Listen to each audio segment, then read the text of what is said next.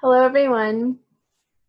Thank you all for joining us today for our Scholar Strike virtual teach-in, More Than a Moment, a conversation on the ongoing fight against racial injustice. I'm Shannon Carter, Associate Professor in UCF's Department of Sociology, and I will be moderating today's event with our panel of esteemed faculty and doctoral students from UCF's College of Sciences.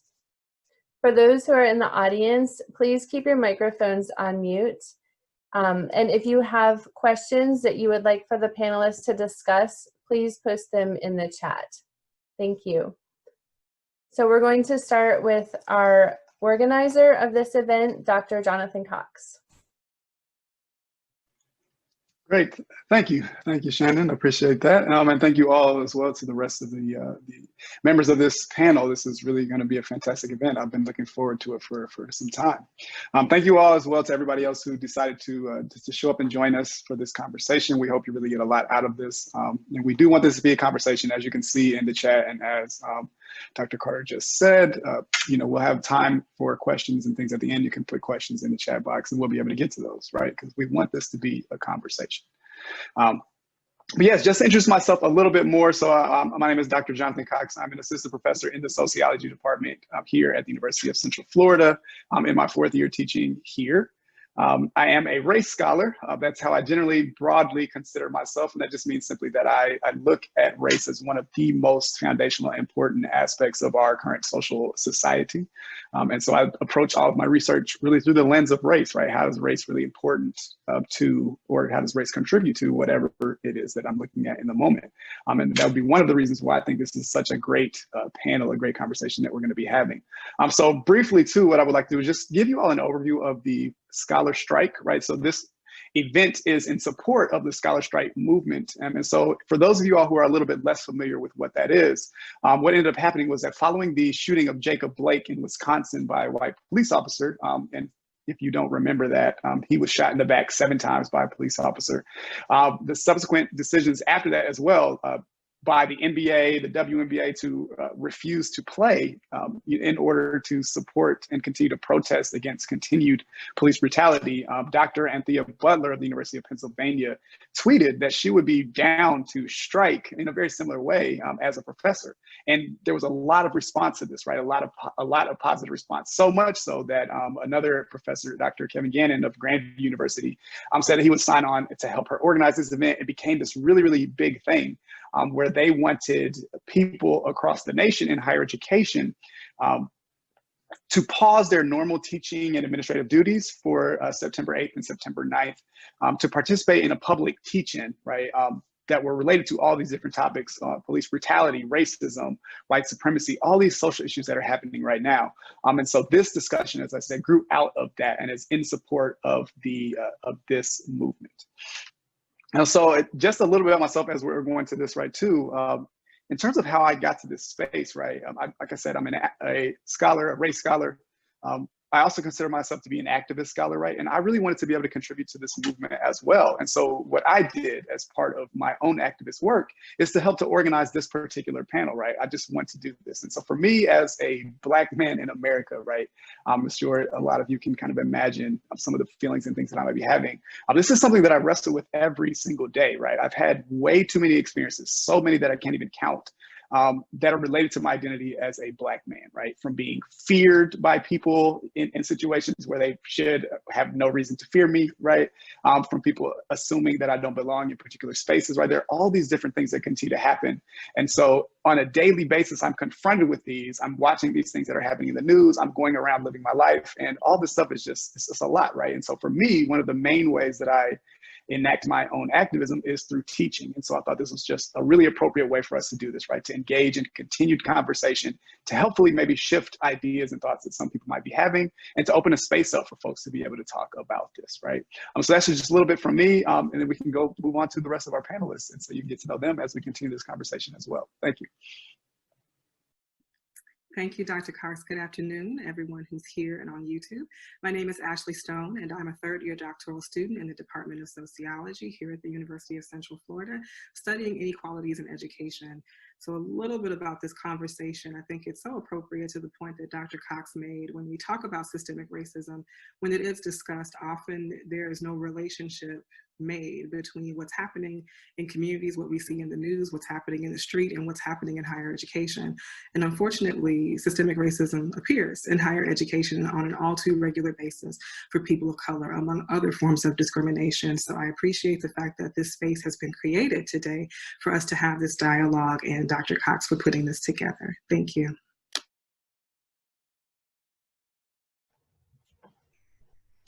All right, good to be with you all. I am Jen Sandoval. I'm an associate professor in the Nicholson School of Communication and Media, and also the faculty fellow for inclusive excellence at UCF.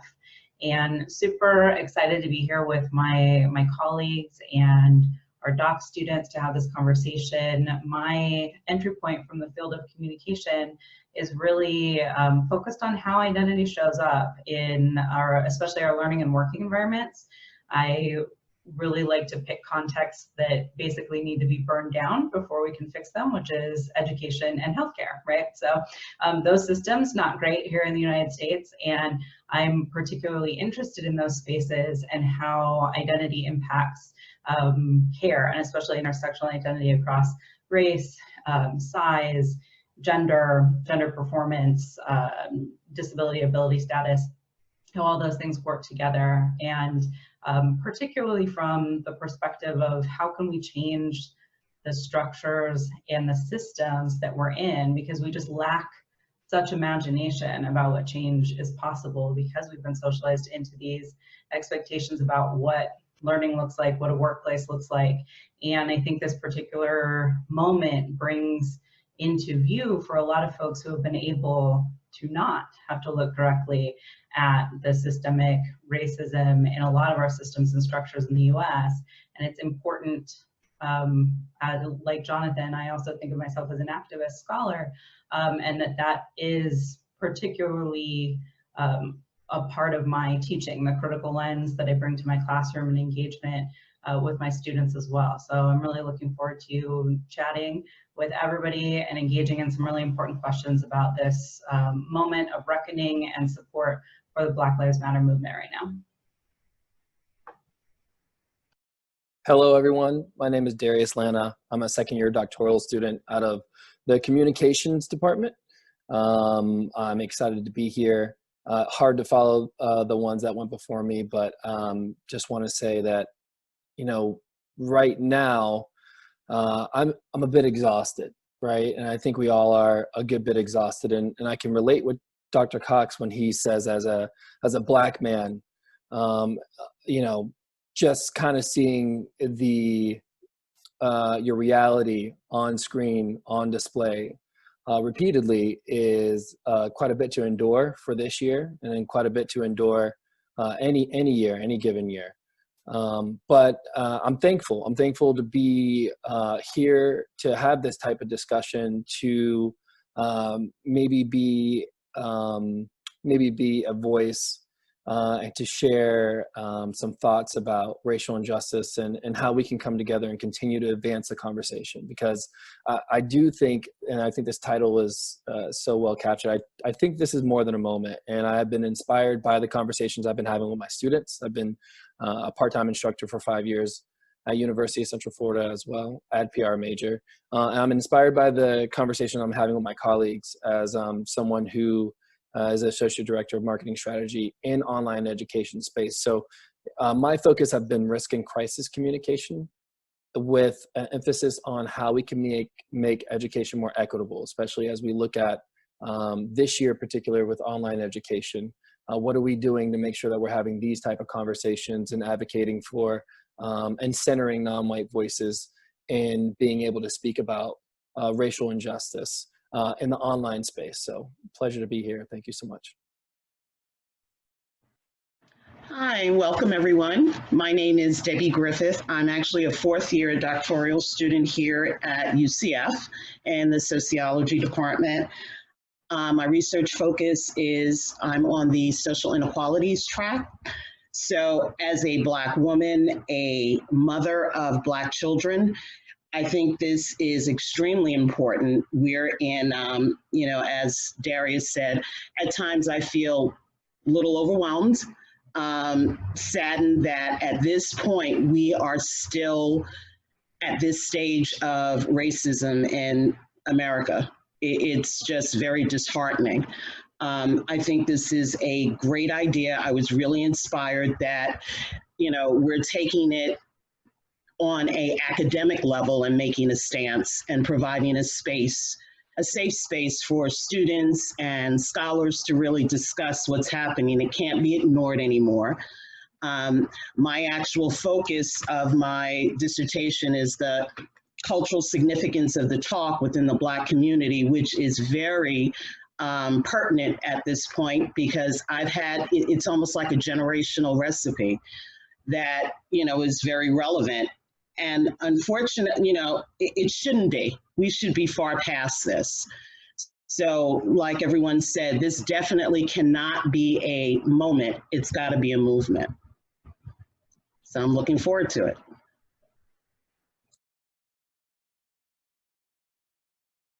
Hi, everyone. I'm Mike Armato. I'm a lecturer in the Department of Sociology here at UCF. And my training, actually, my formal training is primarily in the area of gender, but thankfully my training was sort of done well enough that I was basically taught, take classes with me and a number of the colleagues that you're hearing today. You'll learn that it's never just about gender, it's always about race and sexuality, domination. And for that reason, I think, just paying attention and listening for years now have sort of taught me that, race remains, as Du Bois kind of pointed out, not only if I can extrapolate a little bit more, right, not only the problem of the 20th century, but indeed the problem of the color line is the problem of the 21st century as well. So just by paying attention and listening, I just think, my way to gain access here is to be supportive, to show up, to be a body in the room, to listen, and to help, in particular, I think, other white folks try to think through some of these things and get over the hurdles that stand in the way of us understanding things better and doing a better job at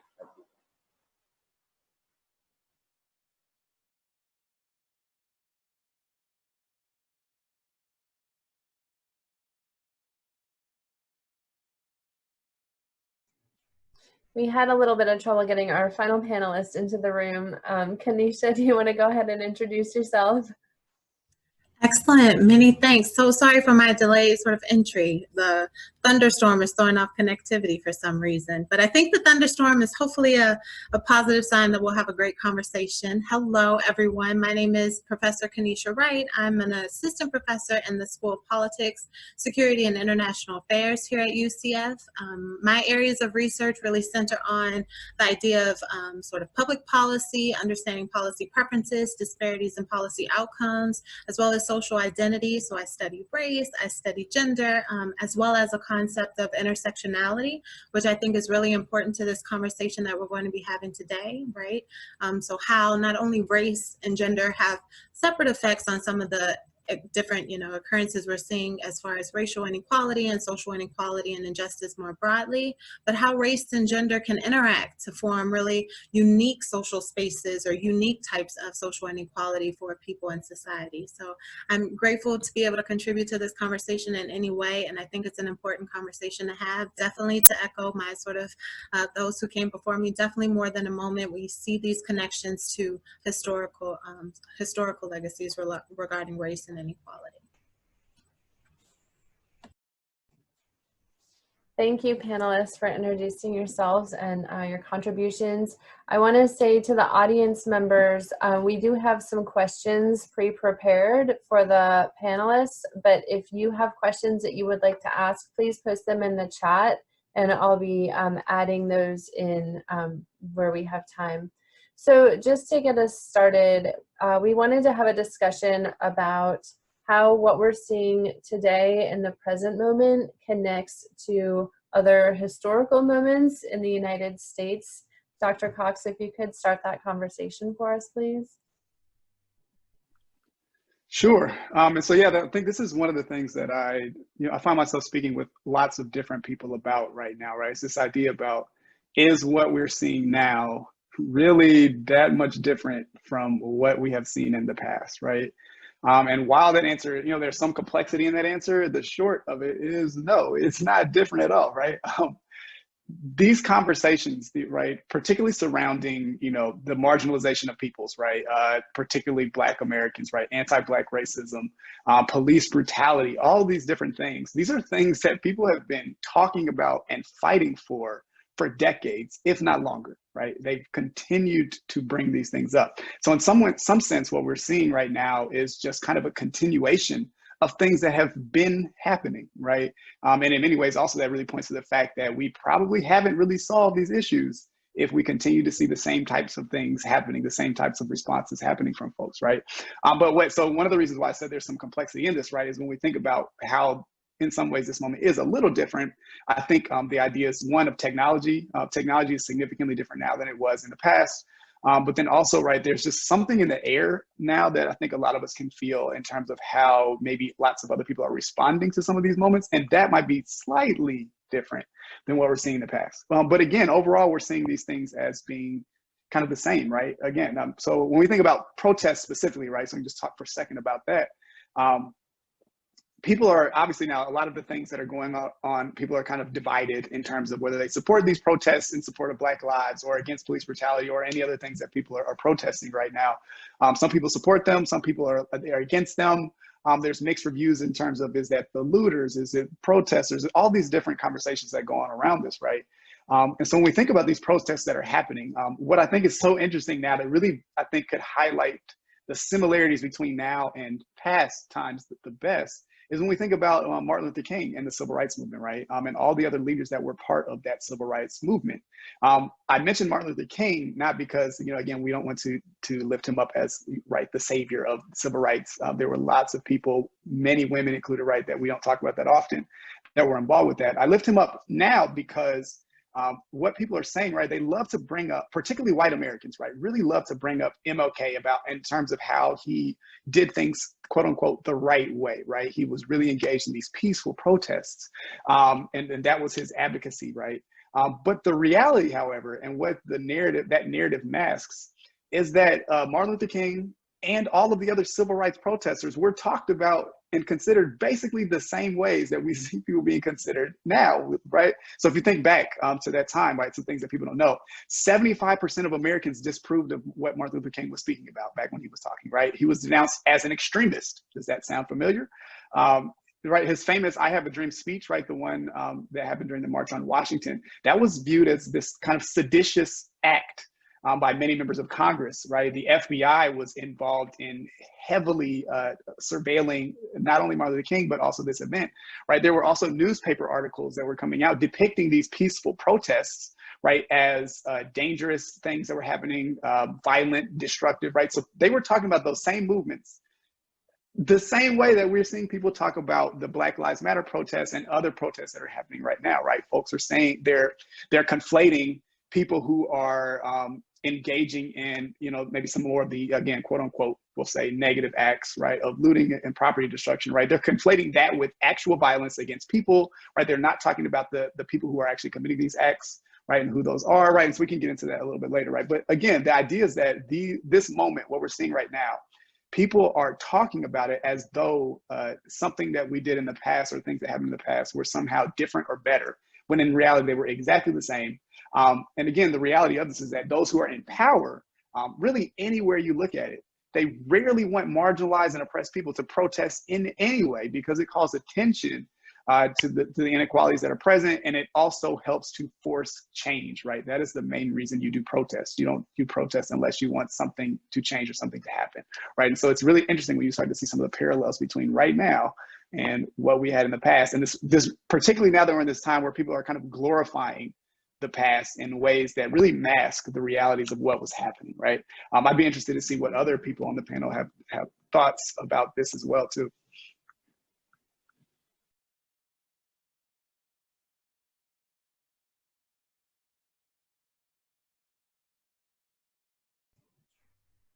Thank you for that.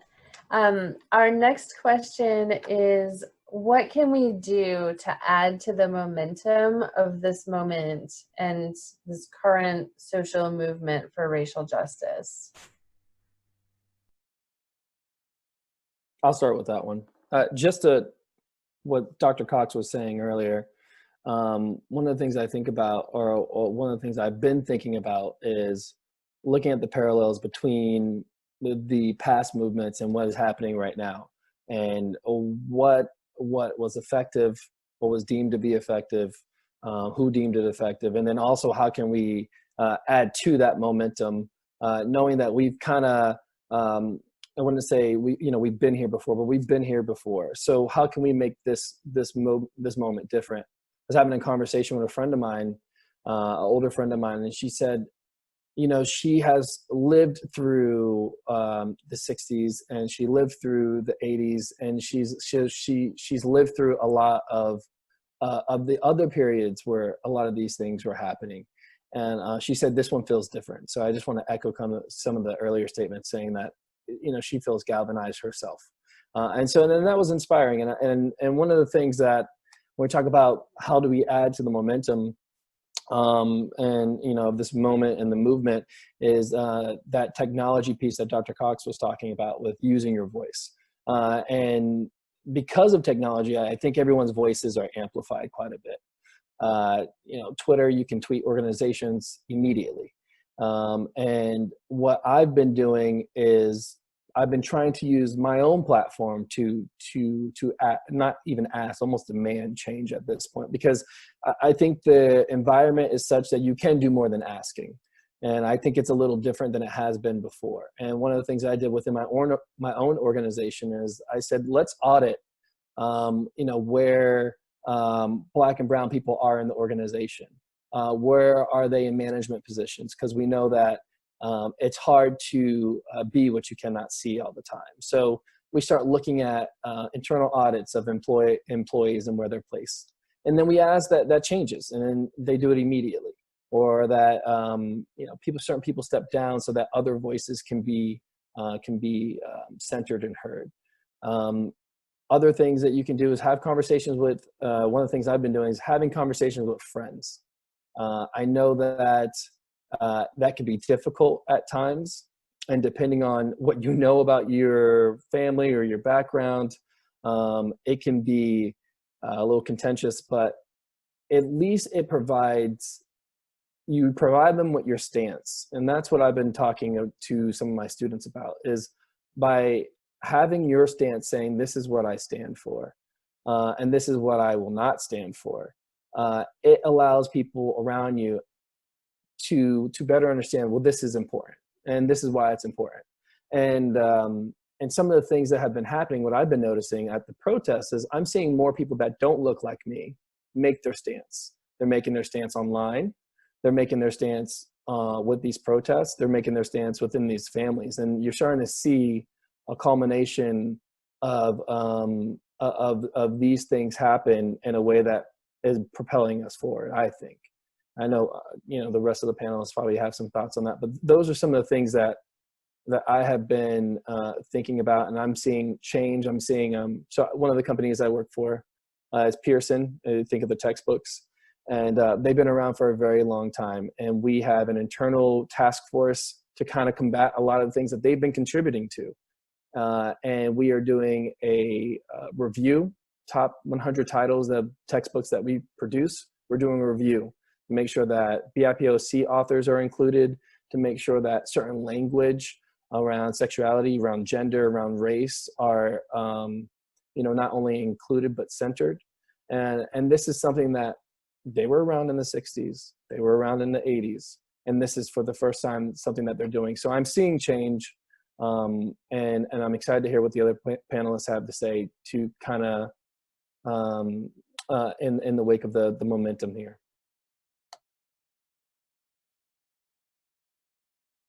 I could jump in. I want to say one of the,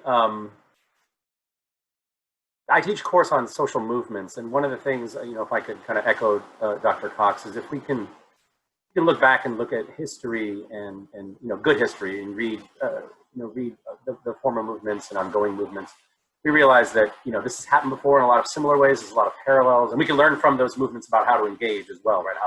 How to sustain momentum, and none of those movements met on Tuesday and were done by Saturday, and so there's a we've got to keep in mind that like this really is this long haul thing, right? And this resistance, these movements have been going on. Dr. Cox said decades, but we could argue centuries. And so I think when we think about the current moment, and I think particularly if you're not Black, and I think most especially particularly if you're white, I think one of the things you have to do, like a good starting point, is to listen, and to listen with humility.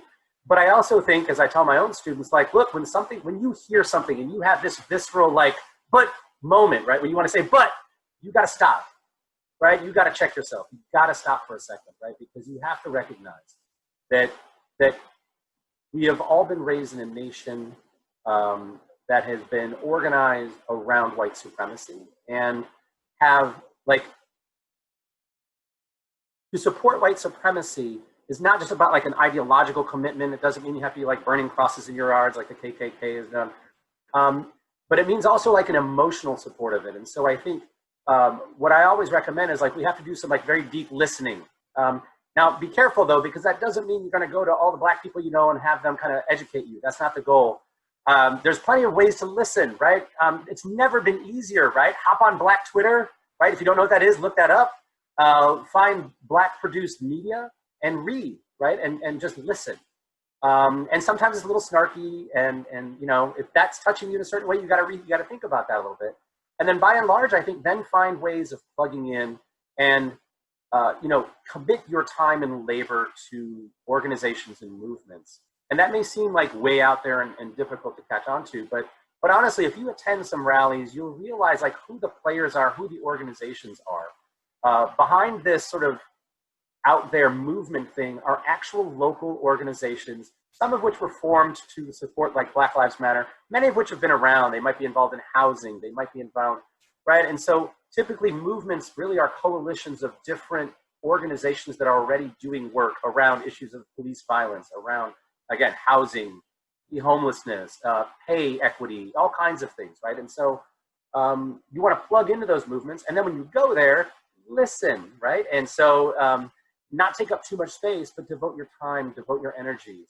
And it takes a long time, right? I mean, if we think about our lifetime that we've spent like cultivating kind of racist, anti-Black kind of thoughts and emotions, we've got to unpack some of that, and that takes a lot of time. And so that's why I say kind of exercise caution and just go to listen and contribute your labor to those movements.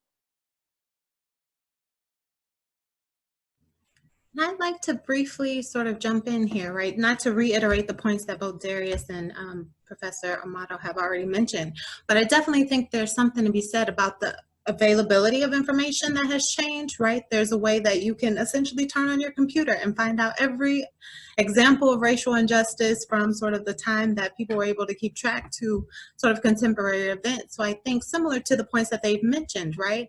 You don't want to necessarily over sort of rely on your Black friends, let's say, right? So the way that we can keep this movement moving, I think, is to hold ourselves accountable for getting that knowledge, right? There's so many information sources out there that going to someone that you think knows more about the topic than you can be helpful, but doing your own work, right?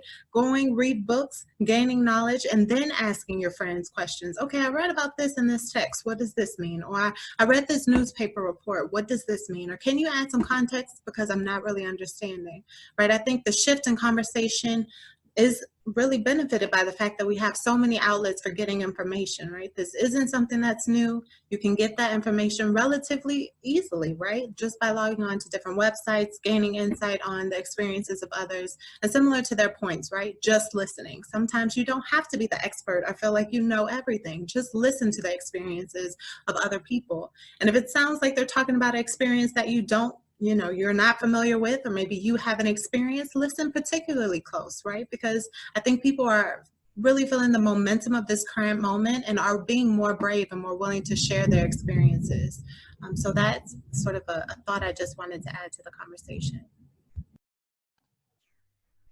So first I'll just say, yes, absolutely, same, ditto to all of my incredible colleagues here. Second, I just want to acknowledge that there's the most terrifying thunder and lightning happening right outside of my window right now. So if I jump because I'm startled, as I already have, and you hear it, that's what's going on. My internet connection said it's unstable, and I just feel like, aren't we all? But Anyway, my follow-up to this is just from my space of working with organizations a little bit, because I think all of this is incredibly important, and we do tend to have a perspective thinking about our interpersonal connections and our relationships, which is absolutely where it starts, right? With your friends, with your family, with people who you're connected to, who will listen to you. But when we start to think more about shifting from spaces of being, you know, allies to accomplices, right? Which really means putting ourselves on the line, right? So like, I'm Chicana, I'm white, I'm Chicana. This is a moment for people in the Hispanic and Latinx community to show up for our siblings in the Black Lives Matter movement, and also to have tough conversations about our community in terms of anti-Black racism, the lack of recognition of Afro-Latinx people in our communities and our own families, right? So some of these larger groups that we have to think about, and also to hold our organizations accountable, right? Because we've seen a real moment, I would call it a moment. What we're doing is part of the movement, but a lot of organizations really capitalized on a moment and said, oh, we put out this statement, we, you know, hashtag BLM, we're here, right? And then you hear follow-up stories about what's actually happening to folks in the organization. You look at the leadership, you see it's not reflected in any real commitment to representation, to anti-racist structures, policies, hiring, retention. And I think we need, those of us, especially with a little bit more positionality, a little bit more privilege in our organizations, need to really leverage those positions to say, hey, I care about this work. I like my job. I like being a professor. I care about UCF. I want to make it a place that I want to work at, and I want to make it a place that I feel comfortable recruiting students and other colleagues like me and others to learn and work here, right? And so I'm always questioning things. I'm always speaking out in a way that might not make me super popular in some conference rooms, but I think of it as doing it in that space of, you know, Bell Hooks's critical love, right? Because I care about education, because I care about this space, it is the nicest possible thing that I can do to hold myself and my colleagues and my institution accountable to continue to show up and to actually do the things that they're talking about, not just make a statement, not just make an under-resourced task force for DEIJ, but really put their money where their mouth is and really do more than a listening tour and actually activate some real substantial and radical change. One thing I'll add quickly is also, I think in particular this year, there is an opportunity to vote, and as a way to use that, you know, to continue the momentum and do your research, understand the importance of your voice. I think that's one way that everyone can get behind and use it. Just want to say that right there. Sure. If I could jump in really quickly too, just briefly at the end, I think, because I think we're kind of culminating on this really well. And so I would add, I think a lot of what everybody was just saying, right, kind of speaks to this idea of like what you actually can do. And that's one of the questions that so many people ask me all the time. And I hear people asking others, right? And so, right, like Darius was just saying, vote, right? When it comes to businesses and things, right? The economic support is a major way to show to express your opinion about things, right? And so what I always tell people, support Black-owned businesses, right? If you are really supposedly about Black Lives Mattering and these things, support Black and other minority-owned businesses, right? But then on the other side of that, the side that I think most people don't think about, don't support organizations that are not diverse, right? That don't support social change, right? Don't support the organizations that do not do the things that are actually going to add to this movement, right? And that's one of the things I think people don't tend to do that much, right? They'll still continue to support it, or they may add another thing. But then what are you doing about all these organizations that maybe are, whose CEOs or their organizational structure really speaks directly against this movement, right? You can't really be a part of, I want to say that, right? You can be a part of lots of things. There's layers to all this, right? But that's one of the things I think you should consider, is maybe removing your support from some spaces as a form of active engagement in this movement.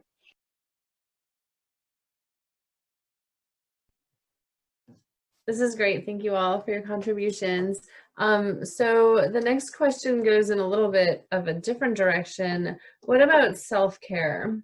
what does self-care look like in the midst of this moment, which isn't just complicated by the, constant violence that we're seeing against Black people, but also being in a pandemic and being socially separated from other people. I will start us off. So I think sort of self-care in this context, right, similar to what was just mentioned, right, the racial inequality that I think is sort of hitting everyone in the face in the midst of a pandemic. I think the pandemic has amplified the stress for many people, right? Now we have family members, now we have children, now we have everyone sort of confined to very limited spaces. So I think self-care and sort of making sure you're giving yourself those mental tools, mental support for that strengthening of your mental health is critical in this time. So what does it look like? A few sort of things that I even sort of adopt in my own life. Unplugging. So we've talked a little bit about the incredible resource that the internet is and how insightful it can be. And we can find information and we can make sure we're staying aware of topics that are relevant to minority communities, Black communities specifically, as well as sort of different events and occurrences that are happening. But I think it's easy to become inundated, right? I think Darius and a few others mentioned earlier, right? At a certain point, you're just like, I am tired of hearing about this. I'm grateful to be informed, but I've reached my sort of threshold and I want to, unplug and sort of decompress and digest everything as much as is possible. So I think the steps for self-care, being okay with unplugging, right? Forcing yourself to unplug, not just sitting around sort of watching the news. There's always an update. This is something that has happened forever and we're having, I think, increased media attention to it. So there's always something that's going to be covered. But I think unplugging, taking a moment to do things outside of sort of the internet and watching news updates becomes really key to maintaining that mental health. A lot of sort of in the midst of the pandemic, a lot of counseling services have transitioned online. So there are lots of ways to get online support from licensed professionals, right? So talking to friends and having a community and network of people that you can rely on is excellent. And that's really helpful. But being able to recognize sort of when you've reached that point where you now might want to talk to a professional, you might want to talk to someone who can give you a different set of tools than your family and friends. One website I sort of personally use, BetterHealth. It's somewhat expensive, but looking into sort of options, they have, financial support available if you're unemployed or can't afford the rates. So I would encourage everyone, look into sort of ways to get counseling, make sure you've ask questions so that you're aware of all the options. Just because the sort of prices in the front page doesn't necessarily mean when you reach out and explain the context of what you're going through that there can't be ways of getting additional financial support. But I think there's been an effort, particularly in the midst of all the attention to racial injustice, to make sure these sort of counseling services are readily available across socioeconomic sort of statuses and income levels. So I think self-care involves sort of that mental health component.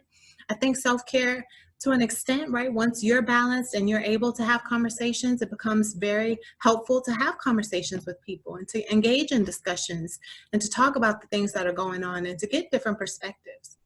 I think one of the things that has become really a sort of negative aspect of what we're going through, people view these issues completely different and they don't feel comfortable sort of talking about their opinions and sharing their thoughts. Now, there are crazy thoughts out there, right? But having conversation has benefits, right? There are benefits to talking to people who see things completely different from you. So I think being aware of the resources that are available, unplugging when necessary, making sure you're doing those things that keep you motivated and energized. So sometimes I just need to take a step away, but then there are other times when I'm really motivated and I'm refreshed and I'm ready to see, okay, what can I do? Similar to what Dr. Cox mentioned, I want to support a Black business. Let me get a list of Black businesses in the area. Let me make sure when I'm purchasing books, let me check out Black bookstores, right? Let me do things that help me to feel like I'm using the power and the ability to have an influence over the things that are currently happening. So I think self-care has to be intentional in this moment, right? There are a million different things competing for, I think, all of our attention, and you have to really focus on it. And it can look different for everyone, but lots of resources are available. So that would be my response to that question. That's awesome. And I think that point that it looks really different for everybody is really important, right? And self-care is such an important concept. I was really excited that we were going to dive into this a little bit because it's been a part of social justice and care professions for a really long time, and it's made its way into the kind of larger public discourse. And I think it did get appropriated a little bit by a little bit of a consumerist perspective, that kind of toxic positivity, and that, you know, maybe just a latte and a pedicure is going to make me feel better about structural racism.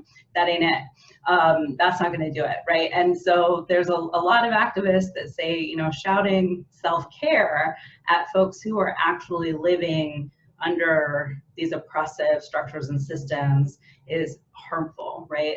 And that we should, that's really important. I think everything that Dr. Wright talked about is so essential, right? Especially around caring for our mental well-being. And we say a lot of things like you can't pour from an empty cup and put on your own oxygen mask first and all this kind of stuff.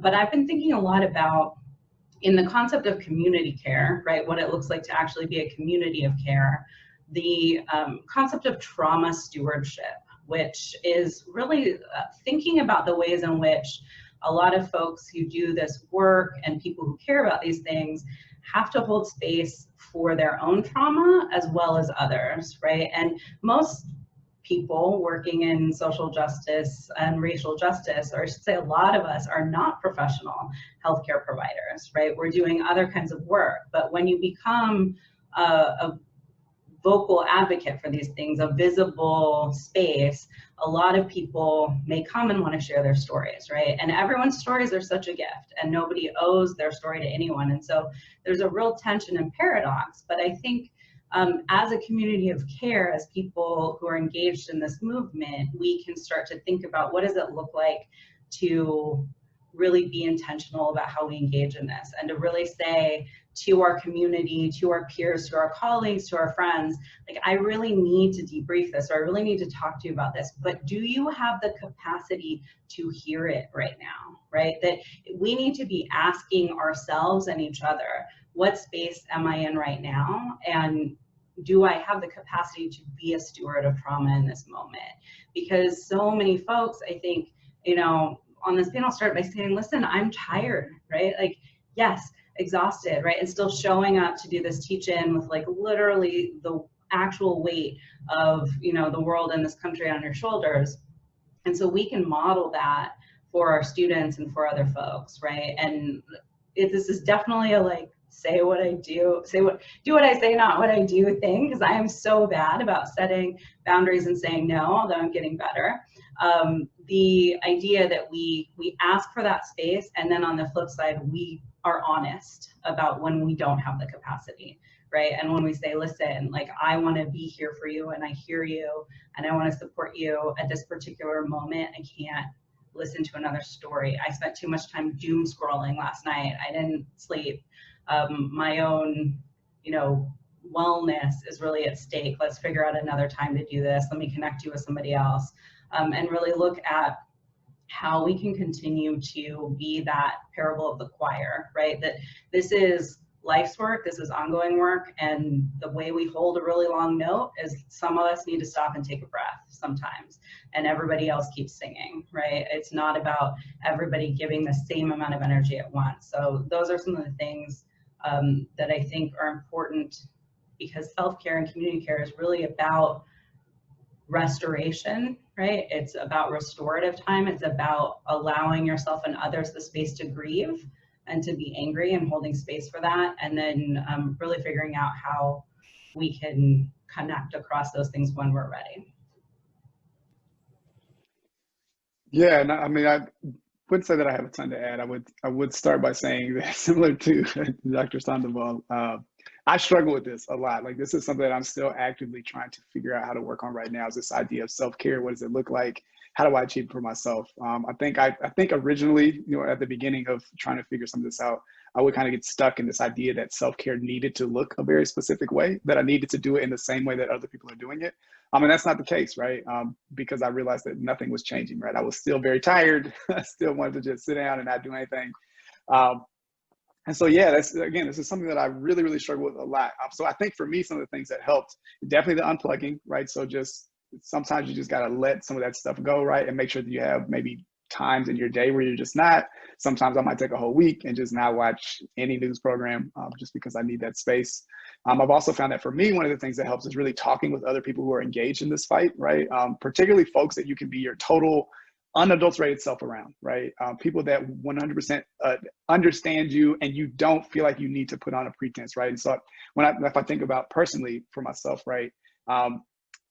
I'm a code switcher, right? This is one of the things that lots of marginalized people everywhere end up having to do, right? Is to be different selves in different places, but even more to a greater extent than we could say that, you know, everybody might have to a different self in different spaces, right? And so figuring out how to not do that, right? So pulling back from it. I mean, part of the self-care sometimes for me is just like, I'm not going to code switch. You're just going to get this today. That's just going to be the real, right? And you either deal with it or you don't, and that's not my problem.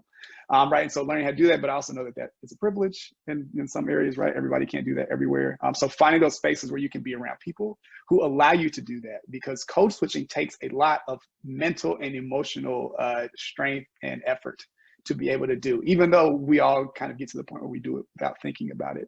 It's still very taxing, right? And that's part of that really speaks to just the total nature of all of this, right? These are things that I'm still learning and still realizing, is that you don't even understand the extent to which this results in additional emotional burden, psychological burden, and work for you. And so part of you figuring out what the self-care is starting to identify these spaces where you notice that you're being drained more because you are using this effort, right? And one of the things I tell students all the time, and I'm sure a lot of other sociologists do the same thing in particular, right, is that you don't understand, you don't even recognize that these things are happening, right? They just kind of happen. They're part of how we're socialized and part of what we learn to do. And so you have to be able to point that out and say, like, wait a minute, like, this is taking up space, because if you're thinking about this one thing, even in a little bit, that means you're not thinking about something else, right? You're using that mental energy that is detracting from whatever other task you might be able to do. And so for those of you who are like the compulsive workers, I need to do things, I have to be doing things all the time. One of the things you can think about is your own level of productivity, right? Like, you're not going to be as productive if you are not engaging in self-care, right? So you really need to take the time to make sure that you are making the space for that, or else everything is going to suffer. Not only your own emotional health, we know that stress kills, literally, right? But work, relationships, family, all that other stuff is going to suffer too, right? So you really, really, really have to figure out what is it. And also, I guess, lastly, make sure that whatever you're doing for self-care, as you're figuring out for yourself, make sure that it is actually healthy behavior, right? Like, you don't want to engage in things that are unhealthy, because then it's just going to be counterproductive. You may get a release in the moment, but long-term, right, that's going to impact you more. So you got to find healthy ways to do this. Echoing everything that everyone said prior to me, I'm a member of the NAP ministry. Sleep is so important, right? As we endure, I have a wonderful friend who is also a sociologist. And in the midst of some of these instances with watching the murders of Black bodies, she will simply text me and say, Ashley, have you eaten? Are you hydrated? Are you sleeping? And that is it. We don't have to talk about what happened, but are you okay? And I think sometimes, you know, I won't say a particular group, but we've been socialized, some of us, to believe we have to stay in the fight no matter what.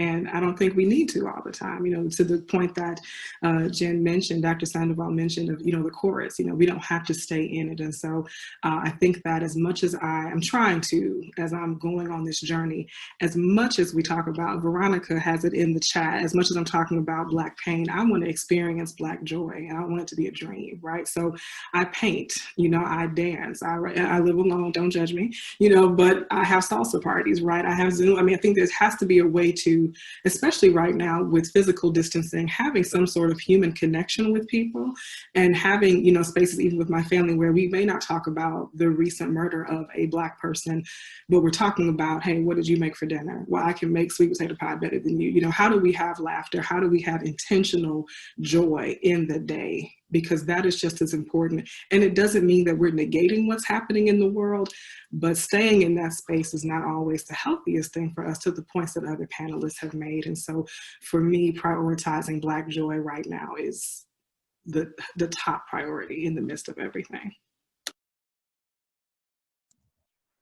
I think, to just echo what has been said previously, to bring attention, self-help is different means different things to different people, and not allowing others to really impart or imprint what they feel that self-help should be.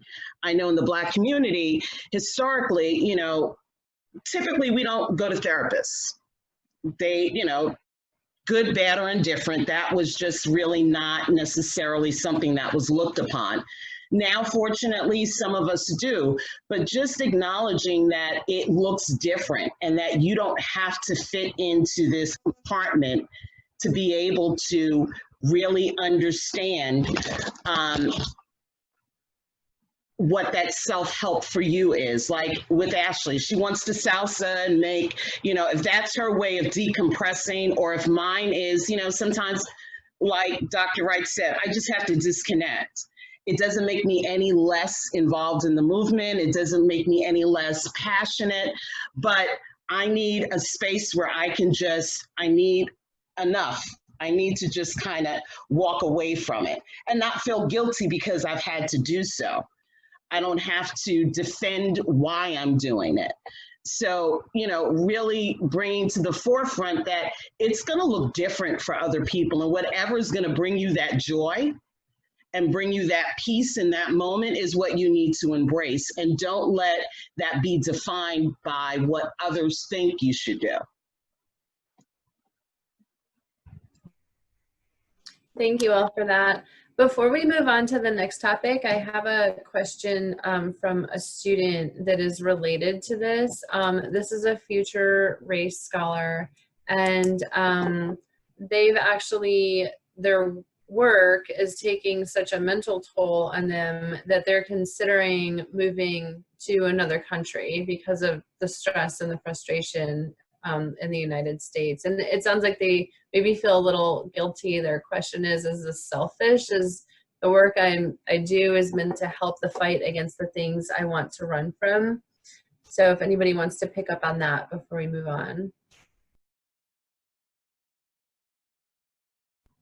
Well, I can definitely sort of start off the conversation. I think even when the sort of idea of guilt was introduced, right? I think that's a point that we want to spend a little more time on, right? This idea of guilt in the midst of so much inequality and so much awareness of this inequality. It does feel, okay, well, am I sort of entitled to this moment to do sort of what helps me regroup or rejuvenate or have a different perspective or enable me to be able to do the things that are going to allow me to contribute to this sort of battle against inequality. So I think this idea of guilt is something that all of us probably have wrestled with or continue to wrestle with, but I don't think it's ever sort of a guilty sort of motivation or something you should feel selfish about when you're doing the things for self-care, right? I think Dr. Sandoval might have mentioned it earlier, right? You can't pour from an empty cup, right? So if you're not in a comfortable and healthy position to be able to do things out of overflow, right? It becomes really difficult to give people what you don't even have.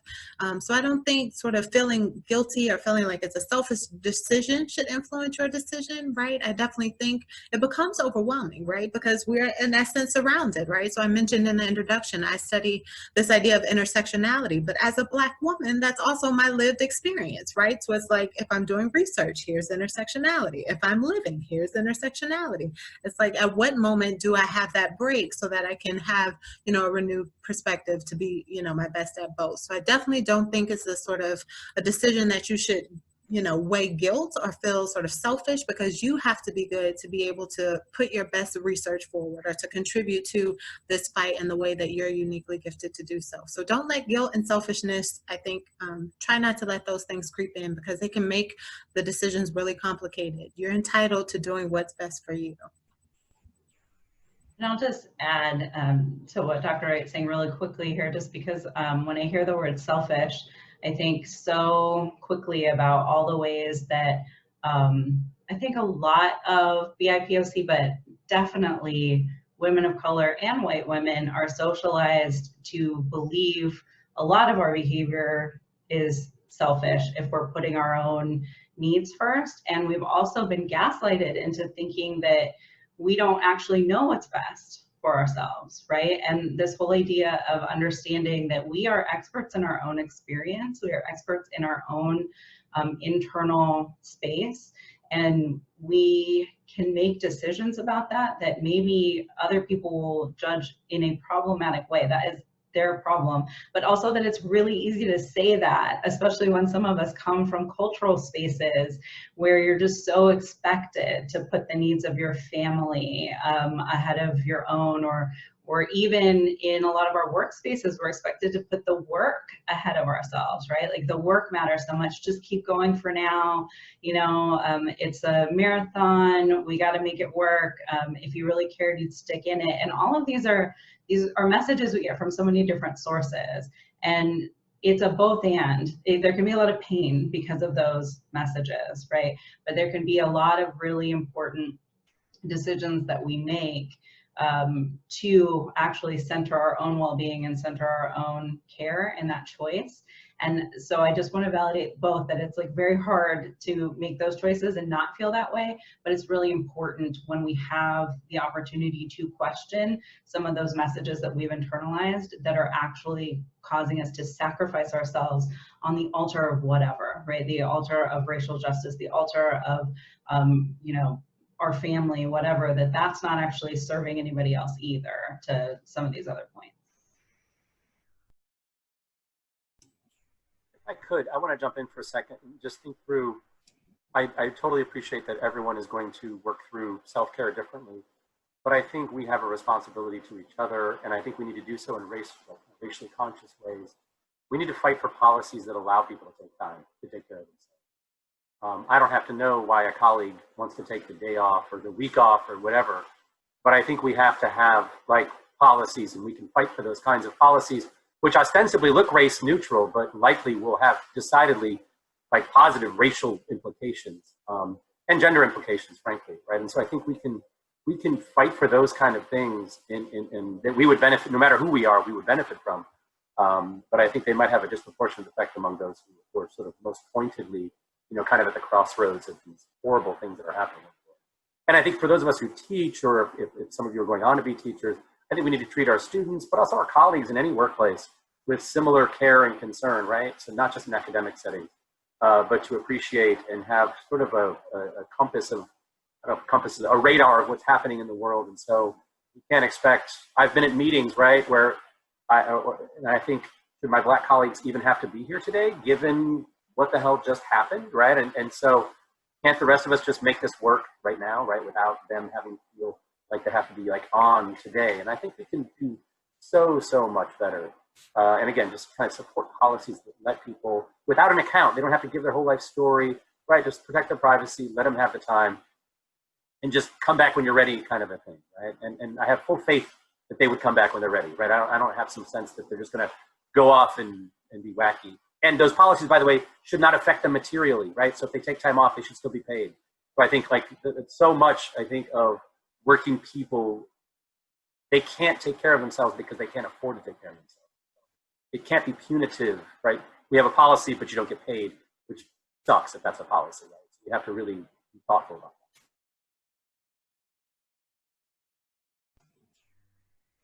This is such a great conversation. Thank you all. Another question before we get to the questions from the audience members. What does hope look like in this moment? So I'll start the conversation. I wanted to take a quote from John Lewis where he said, "We may not have chosen the time, but the time has chosen us." So hope for me looks like what we're doing now, this collective stance.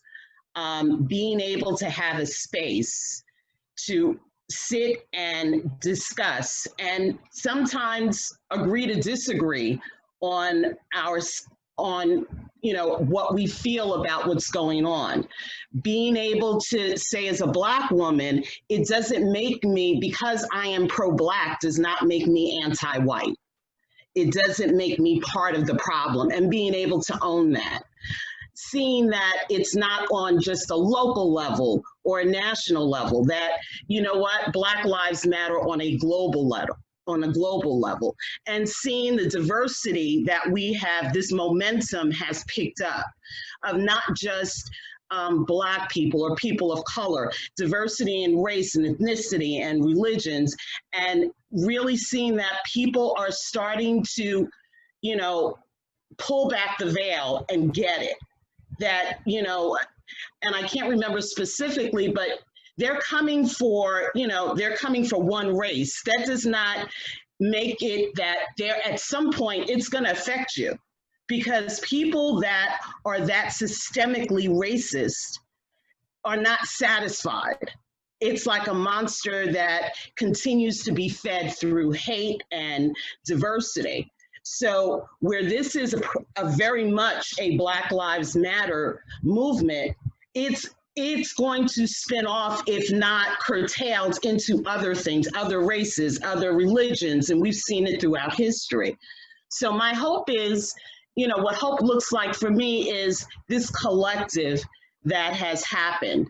Listening to my children, and as young as, you know, my youngest is 15, really taking an active listening into what's going on and wanting to be involved and wanting to get involved, and not being afraid and owning it and feeling almost like, you know what, this is our responsibility. We no longer can sit back and be complacent, and understanding that, you know, being complacent is almost feeding into it. And again, as Darius said when we started out, owning what we can and vote, and understanding that voting is our power and our voice. And, you know, that's where I see my hope in this whole movement, because it's definitely now not a moment. If we can organize on academia, I mean, this was amazing to me. You know, we have NBA players, we have, you know, all of sports sitting back going, it's not just Colin Kaepernick taking a knee. Now everybody understands, yeah, he took a knee for a reason. And it doesn't make him anti anything. It makes him pro what he is and what his beliefs are, and being able to see this country and this world for what it is, and understand that if we don't take a stance, if we don't stand for anything, we'll fall for everything, if that makes sense. So yeah, I see a lot of hope, because it didn't just die with, you know, unfortunately, George Floyd. It didn't die with Breonna Taylor. It didn't die with Sandra Bland, Philando Castile, and the nameless other people that we've seen. This has now gotten into a momentum that is just continuing to grow. And I see the hope in our youth. I see the hope in, you know, our elders that, you know, some of them have gone through that civil rights movement, and see that the importance of, you know what, yeah, we're going to guide you guys through this process. And our youth are open to it. And you know what? Conflict, sometimes that's what you have to go through to ignite change and be willing to do so. So that's where I see it. Thank you. So I think, you know, some people have mentioned on this call already, panelists, that we're in this global health event. And writer Kimberly Jones talked about this, I believe, with Trevor Noah, talking about how the reason we're reconciling with this is we have to literally sit with this right now. We can't go anywhere. We can't run from it. It's on our phone, it's on TV, it's everywhere. So it's challenging, right, being in this global health event, but it's been positive for myself and my family in that I'm here in Florida. My family's in Chicago, South Side, right? So we've been able to have these conversations via Zoom. And so it might be one person, it might be two people. We've had these regular family gatherings, though, to reconnect in the midst of the global health event. And so my grandmother, I won't say her age, and my mother, I won't say her age either because she's here on the call, but they talk about, you know, being in Birmingham, Alabama, and organizing with Dr. King, and what that was like to be at 16th Street Baptist Church, what that was like to be in the South at that time, and also what they saw up north. And so it's very spontaneous, these stories that come up. And generally on our Zoom calls, it's myself, it's, you know, my uncles, and it's, you know, my aunt, and it is, you know, my cousins and second cousins. They're usually about 4 or 5 generations conversations on the call at a time. And my grandmother, just unknowingly, I credit her and my mother for being my first sociologist, right? Because I try not to be elitist in that way and think that you have to have the degree to give the knowledge, right? Both of them have great lived experience that I believe is valuable, as many folks in the community do. So I listen to my grandmother and she'll just start talking about, well, this is how we did this movement and this is how we did this sit-in. And she's just giving me the blueprint for how to do this, right? So as someone who's a little bit younger, I think sometimes younger folks can get frustrated and think they have to reinvent the wheel. And so hope looks like, for me, knowing by listening to Jacqueline Green and Lois Stone, I don't have to reinvent the wheel from scratch, right? Somebody has written the blueprint. Somebody has given the template. I just think we forgot, right? Or we refuse to listen because older folks are older. And so when we talk about intersectionality, Dr. Wright's point, we got to think about ageism. We got to think about all these different ways or how we don't maybe listen to women, right? We have to think about where knowledge can come from and where wisdom can come from, because I have the energy. My grandmother does too, but she has the wisdom. I don't have that yet, right? My mother has the wisdom from what they experience.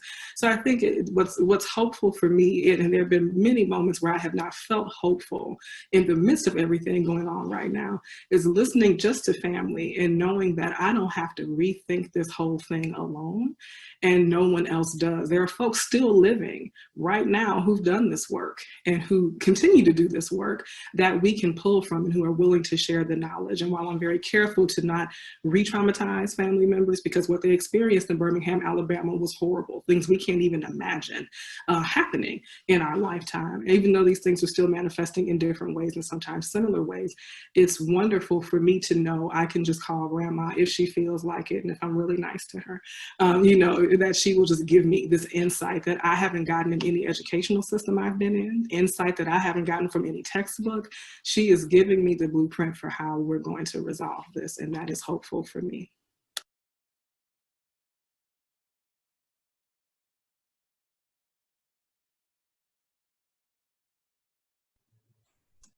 Can I just pick up a little bit on what Ashley said? And for me, it's not my actually, family members or anything, but I draw hope from the people who are on the kind of ground now.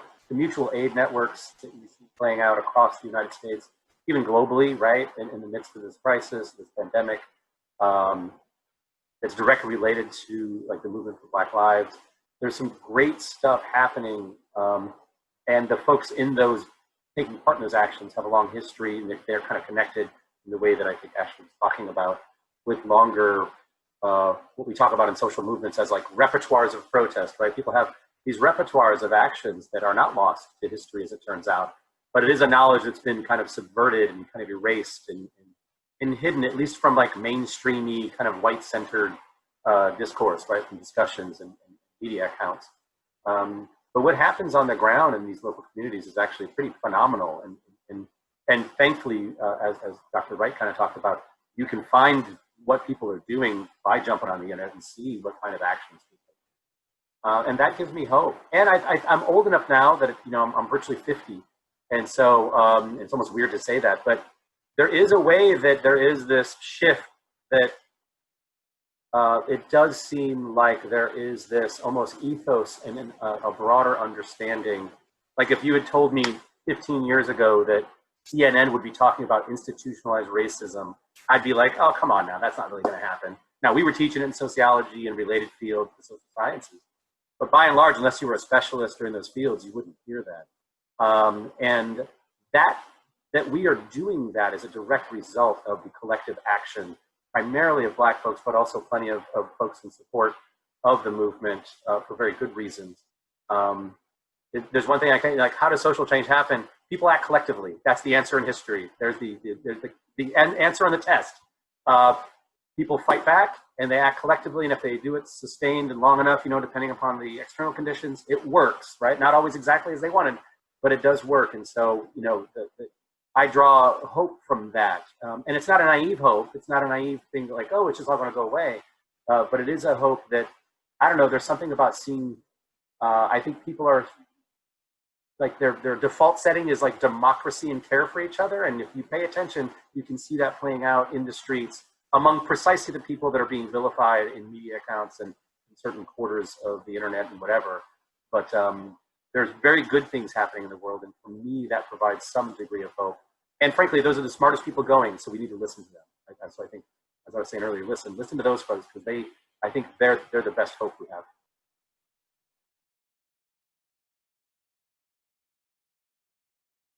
I'll just add, I think that was really, everyone has had great points. I don't need to reiterate, but I will say what gives me hope are these organizations taking measured steps, introducing, bias training, anti-bias training, introducing conversations in a structured, measured way, doing these type of panels at work, talking about code switching, actively speaking out against some of the things that like we've been talking about that wouldn't have been talked before. So those things give me hope as well. And I think that, again, the technology piece, the environment here is just right enough that it'll be hard to suppress and make go away. I remember in the beginning of the protests when I started to see a lot of the different countries support Black lives. And it could be an error on my own historical understanding of past protests, but I was moved by that. I was very tired, and I saw that and I said, okay, well, what else can I do? How can I get up and keep working? Because I'm starting to see people that don't look like me, that aren't in the country, that aren't dealing with some of the same things that I've been dealing with, be supportive in new ways. And so that is inspiring and encouraging to me. So I just have to add that.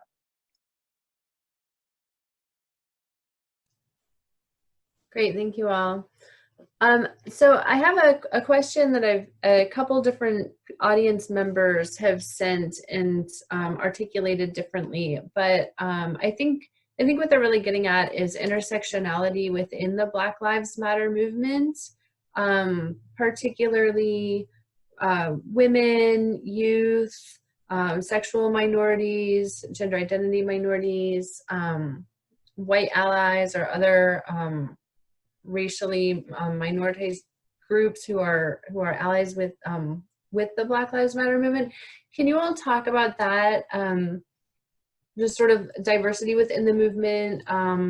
Do you see more opportunities for unity, or some people ask some questions about maybe division within the movement or within the Orlando community? So if you all could speak about that.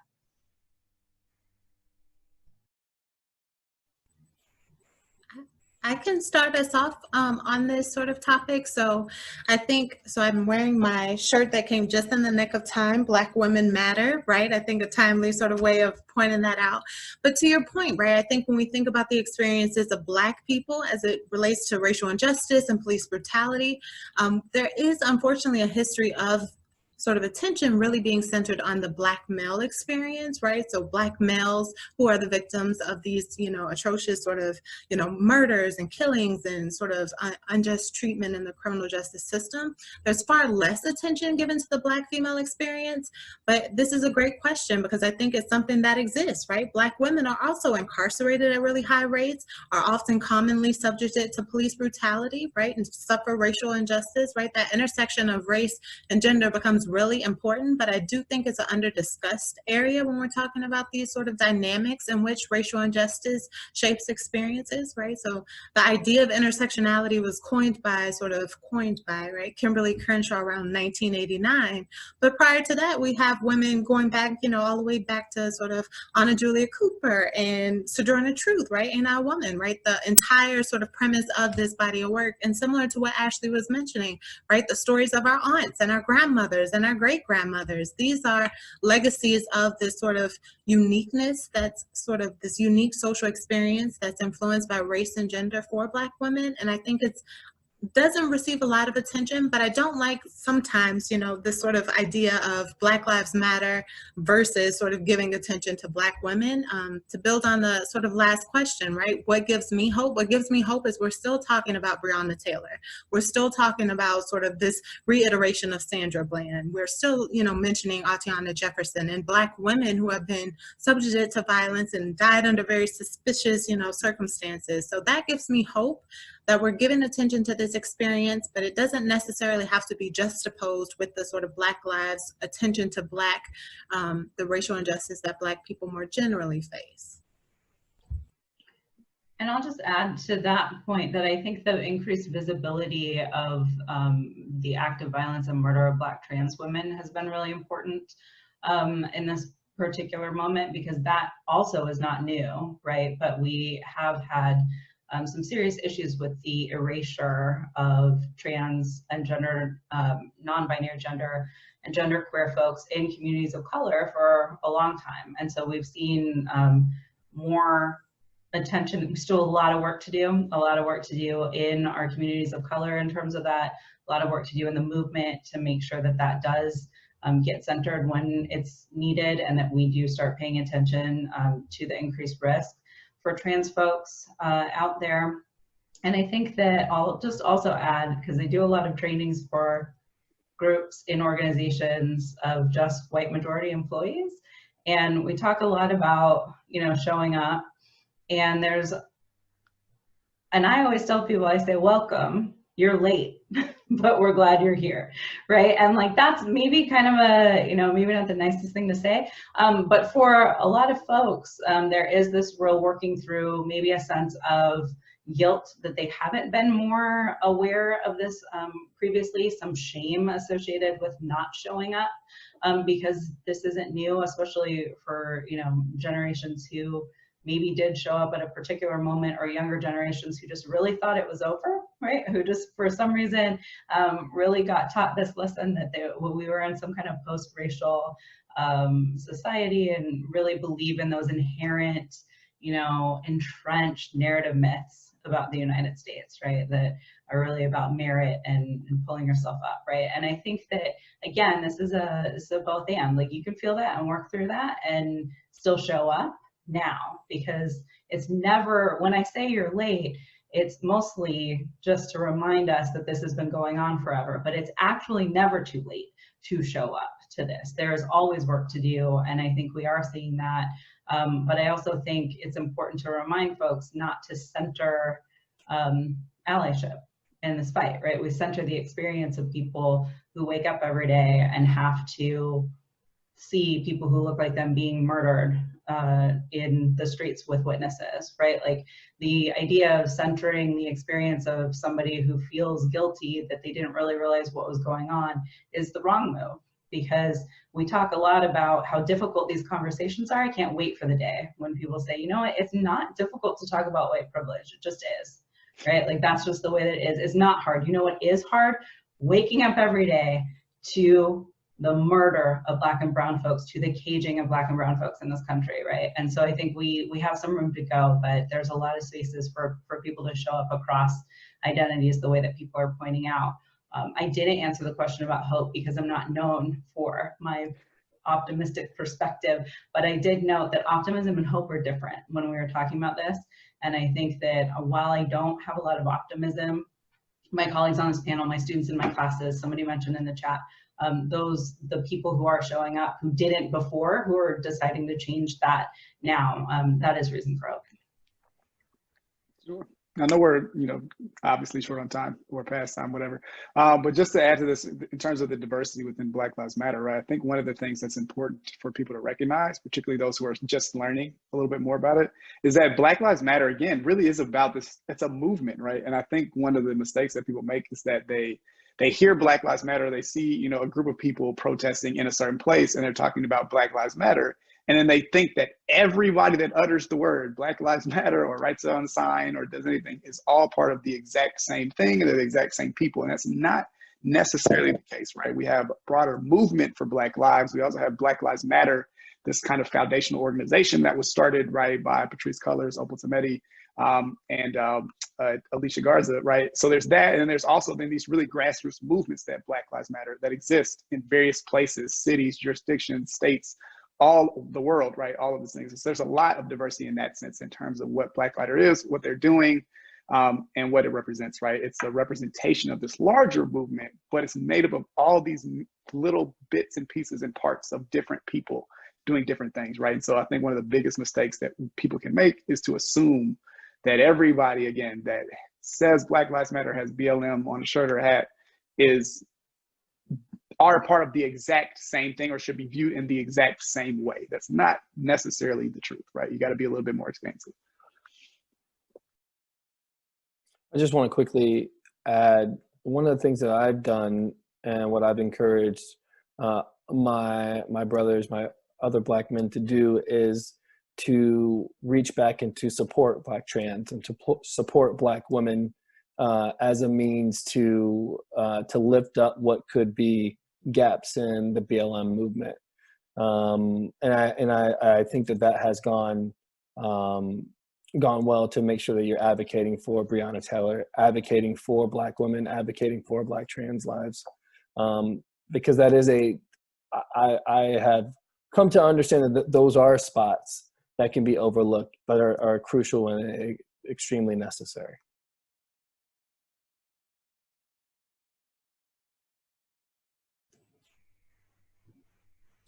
I want to thank everyone, all of our participants, our panelists. I also want to give a shout out to Bridget Burke, who's been managing all of the technology and helped us set up this event and spread the word. So great job, Bridget. Thank you to all of our audience members for attending, and we'll be continuing these conversations. So stay tuned and keep watching the UCF College of Sciences to see what we do next. Thank you all.